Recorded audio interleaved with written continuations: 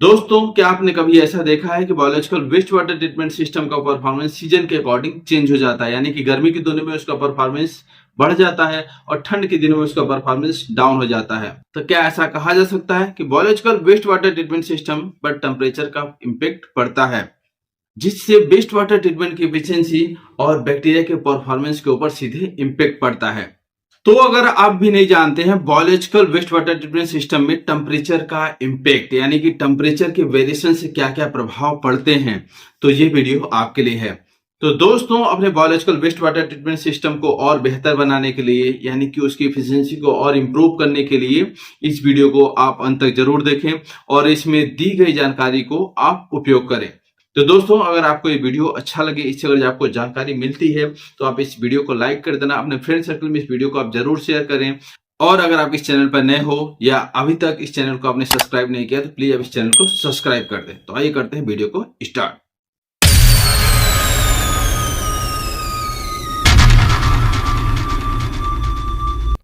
दोस्तों, सबसे पहले हम लोग ये समझेंगे कि biological waste water treatment system पर टेम्परेचर का क्या इम्पेक्ट पड़ता है। यानी कि टेम्परेचर बढ़ता है तब क्या होता है और टेम्परेचर डाउन होता है तब क्या होता है। जैसा कि आपने भी ऑब्जर्व किया होगा कि अगर सिस्टम का टेम्परेचर बढ़ रहा है, यानी कि अगर गर्मी के दिनों में हम लोग देखें तो biological waste water treatment system का परफॉर्मेंस इंप्रूव हो जाता है। वहीं हम लोग ठंडी की बात करें तो biological waste water treatment system का परफॉर्मेंस डाउन हो जाता है। तो सबसे पहले हम लोग समझेंगे हाई टेम्परेचर का इम्पैक्ट। तो आपने भी देखा होगा कि सिस्टम का टेम्परेचर अगर जब बढ़ जाता है तो सिस्टम का जो परफॉर्मेंस है वो इंप्रूव हो जाता है। यानी कि जो माइक्रोबियल जो एक्टिविटी होती है वो इंक्रीज हो जाती है, यानी कि बढ़ती हुई आपको दिखती है। यानी कि ओवरऑल जो सिस्टम का जो परफॉर्मेंस है वो बढ़ जाता है।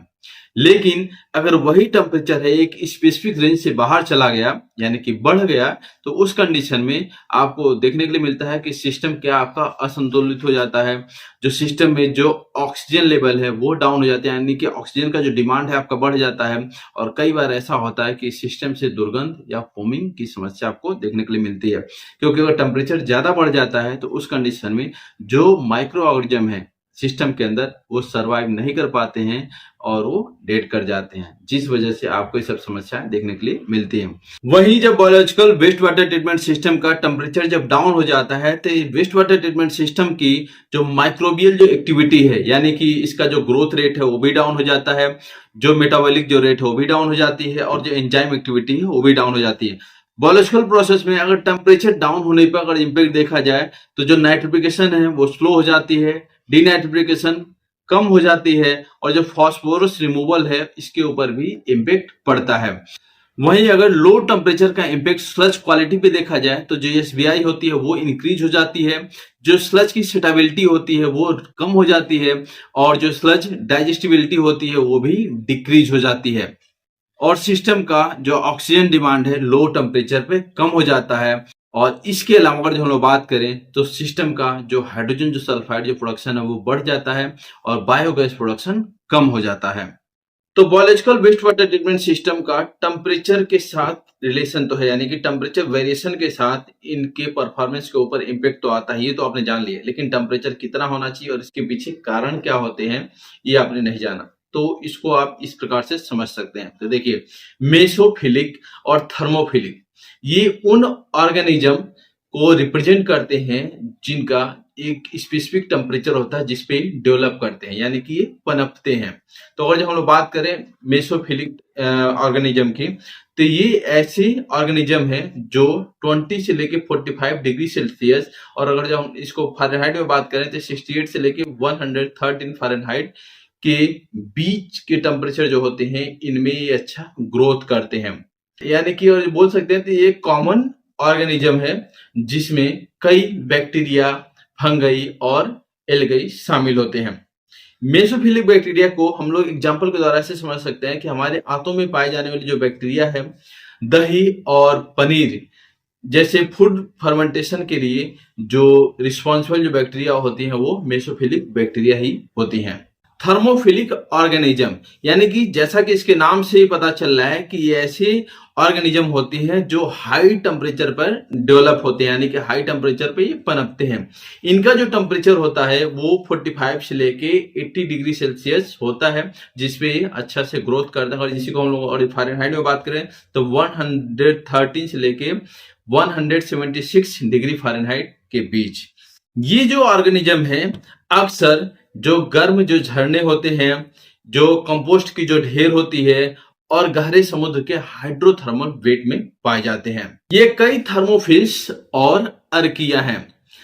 थर्मोफिल्स से प्राप्त एंजाइमों का उपयोग अक्सर माइक्रोबायोलॉजी टेक्निक्स जैसे पीसीआर में किया जाता है, क्योंकि ये हाई टेम्परेचर का सामना कर सकते हैं। अगर इनको शॉर्ट में समझा जाए तो जो मेसोफिल्स ऑर्गेनिज्म है इनको मीडियम टेम्परेचर चाहिए, और जो थर्मोफिल्स हैं इनको हाई टेम्परेचर चाहिए, यानी कि इनको मैक्सिमम 80 डिग्री सेंटीग्रेड चाहिए।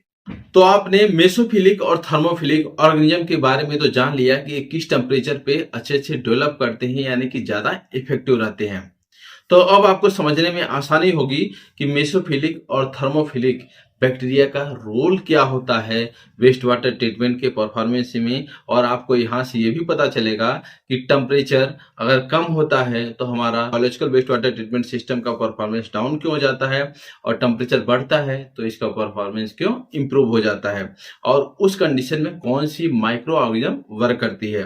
तो पहले हम सबसे पहले बात करते हैं मेसोफिलिक माइक्रो ऑर्गेनिज्म की। तो जैसा कि आप जानते हैं जो मेसोफिलिक होती है उसका जो डेवलप करने का और जो अच्छा परफॉर्म करने का जो टेम्परेचर होता है वो 20 से लेके 45 डिग्री सेंटीग्रेड होती है। तो इसमें जो बैक्टीरिया है वो है एक्चेरिया कोलाई, पिसिडोमोनास, नाइट्रोसोमोनस। नाइट्रोसोमोनस जो होता है ये अमोनिया को नाइट्राइड में बदलने की वाली एक बैक्टीरिया है।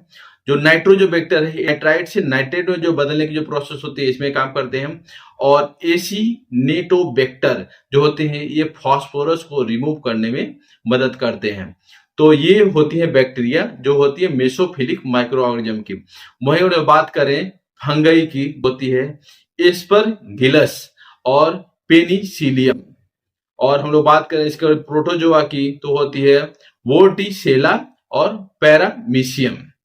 तो ये जो है ये है मेसोफिलिक माइक्रो ऑर्गेनिज्म, जिसमें है आपकी बैक्टीरिया, फंगई और प्रोटोजोआ। और इनका जो डेवलप करने का और जो वर्किंग करने का जो टेम्परेचर हो गया 20 से लेके 45 डिग्री सेंटीग्रेड। तो आपने देखा भी होगा जो टेम्परेचर इस रेंज में जब चलती है तो आपकी जो biological waste water treatment system का जो परफॉर्मेंस है अच्छी हो जाती है, यानी कि आपको रिडक्शन ज्यादा देखने के लिए मिलता है। तो बात करते हैं थर्मोफिलिक माइक्रो ऑर्गेनिज्म की। तो थर्मोफिलिक वो होते हैं जिनको हाई टेम्परेचर पसंद होता है, यानी कि हाई टेम्परेचर पे ये डेवलप, लेकिन इनका जो टेम्परेचर रेंज है वो है 45 डिग्री सेंटीग्रेड से लेके 80 डिग्री सेंटीग्रेड तक। इससे ज्यादा का जो होता है तो आपके सिस्टम पे इसका बैड इम्पैक्ट देखने के लिए मिलता है, यानी कि जो इसके अंदर जो माइक्रो ऑर्गेनिज्म है वो सर्वाइव नहीं कर पाते हैं। तो जो 45 से लेके जो 80 डिग्री सेंटीग्रेड तक जो काम करने वाले जो बैक्टीरिया हैं वो देखिए वो है थर्मस एक्काटिकस, बेसिलस स्टोरोथर्माफिलस, जियोबैसिलस, क्लोस्ट्रिडियम थर्मोसिलम। ये जो बैक्टीरिया है वो क्या है थर्मोफिलिक माइक्रो ऑर्गेनिज्म है जो 45 से लेके 80 डिग्री सेंटीग्रेड पर अच्छे से डेवलप होते हैं और ये अच्छा से परफॉर्म करते हैं। इसके बाद बात करते हैं अर्किया की, जो विशेष रूप से एरोबिक डाइजेशन में होते हैं। इसमें है थर्मोपाइरस कंडेरी, मेथोथर्मोबैक्टर, थर्मोटोट्रोफिकस, थर्मोप्लाज्मा, एसिडोफिलम। इसके बाद बात करते हैं फंगई की। तो फंगई में होती है थर्मोफाइसिस, लेनोगिनोसस, माइसेलियोफियोथोर्मा, थर्मोफिला। तो आपको अब इतना तो समझ में आ गया होगा कि हमारा सिस्टम का परफॉर्मेंस ठंड के दिनों में क्यों डाउन जा रहा है, यानी कि जो बायोलॉजिकल जो एक्टिविटी है क्यों कम हो रही है, क्योंकि उस टेम्परेचर पे हमारे जो माइक्रो ऑर्गेनिज्म है वो प्रॉपर वर्क नहीं कर रहे हैं, क्योंकि उनमें जो मेसोफिलिक और जो थर्मोफिलिक जो ऑर्गेनिज्म है उनका जो टेम्परेचर रेंज कितना है मेसोफिलिक का 20 से लेके 45, जो थर्मोफिलिक का है 45 से लेके 80 तक। और 20 से नीचे जब भी हमारा टेम्परेचर जाता है तो हमको प्रॉब्लम होती है, यानी कि जो इफिशिएंसी आपको मिलनी चाहिए उतनी इफिशिएंसी नहीं मिलती है। तो आपके सिस्टम का इफिशिएंसी मेंटेन रहे तो उसके लिए आपको क्या क्या करना चाहिए।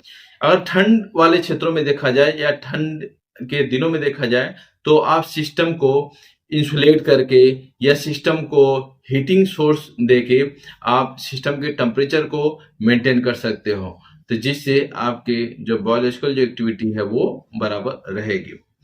इसके बाद हम बात करें, अगर आपको मेंटेन करना है तो आप अपने सिस्टम का जो ऑपरेशनल जो एडजस्टमेंट करके, यानी कि उसका जो स्लजेज है उसमें चेंजेस करके, इसका जो एरिएशन रेट है उसमें चेंज करने करके, और इसका जो हाइड्रोलिक रेट है उसको और जब आप चेंज कर लेते हो तो उससे भी जिसकी जो एक्टिविटी है उसको आप मेंटेन कर पाओगे। इसके अलावा आप सिस्टम में थर्मोफिलिक और साइक्रोफिलिक माइक्रो ऑर्गेनिज्म का उपयोग करके सिस्टम के परफॉर्मेंस को मेंटेन कर सकते हैं। तो दोस्तों आशा करते हैं कि आपको अच्छी तरह से समझ में आ गया होगा कि biological waste water treatment system में टेम्परेचर का इम्पैक्ट पड़ता है।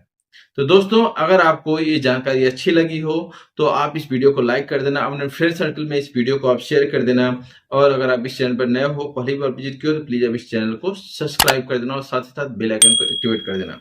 तो दोस्तों मिलते हैं नेक्स्ट वीडियो में नेक्स्ट टॉपिक के साथ। आज के लिए बस इतना ही। धन्यवाद दोस्तों।